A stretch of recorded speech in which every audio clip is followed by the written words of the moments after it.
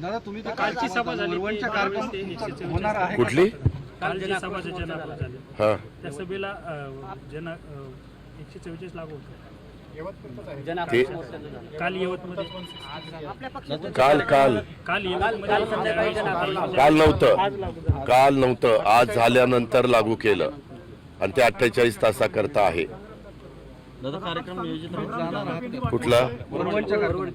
हे का परिस्थिती नियंत्रणात आहे, घाबरून जायचं काही कारण नाही. मी पुन्हा सगळ्या जनतेला आवाहन करील, नागरिकांना आवाहन करील, सर्व जाती धर्माच्या माझ्या सहकाऱ्यांना आवाहन करील की आपण सगळ्यांनी जातीय सलोखा ठेवा, कुठल्याही अफवांच्यावर अजिबात विश्वास ठेवू नका. सगळी पोलीस यंत्रणा अतिशय बारकाईनं नजर ठेवून इथल्या सगळ्या परिस्थितीवर त्यांनी बंदोबस्त लावलेला आहे, परिस्थिती आटोक्यात ठेवण्याच्या करता, आणि यवतकरांनी पण त्याला प्रतिसाद दिला.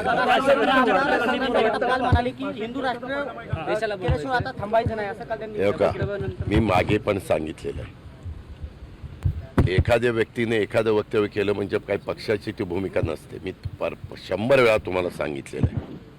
या संदर्भामध्ये आमची भूमिका शिवशाहू फुले आंबेडकरांच्या विचारधारेशीच आहे, सेक्युलर विचारधारेचीच आहे.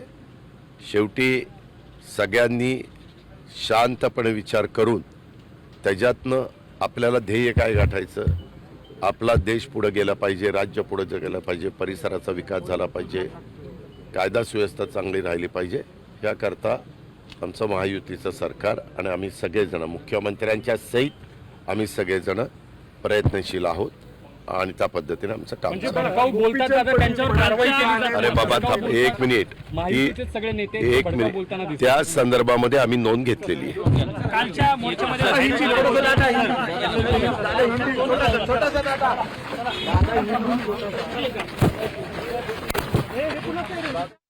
तर आताच आपण पाहिलं, उपमुख्यमंत्री अजित पवार यांनी माध्यमांशी संवाद साधताना त्यांनी सांगितलंय की कायदा आणि सुव्यवस्था राखण्यासाठी आम्ही सरकार, महायुती सरकारचे आहे ते प्रयत्नशील आहे, प्रत्येकाशी बातचीत केली आहे आणि परिस्थिती नियंत्रणात आहे.